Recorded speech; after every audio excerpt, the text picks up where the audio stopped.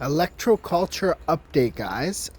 So, since the last update, we have had about, I would say 40-50 strawberries. My grandmother has been eating them. I have been out of town.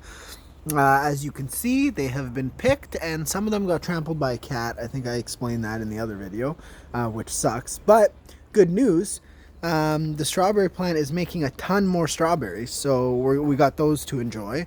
And then also, it's vining. I kind of hung it up like this because I thought it looked cool to vine up the fence line, and it's vining into there. I don't know what I'm gonna do about that, but yeah, the plant looks great. The leaves are huge still.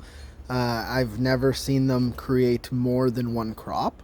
Like I said, each plant maybe made 1 to 2 to 3 strawberries for 10 years until this thing.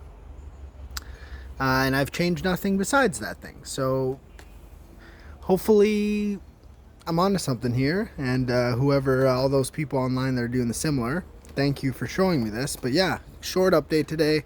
Everything's looking good. I'll come back when there's some more strawberries.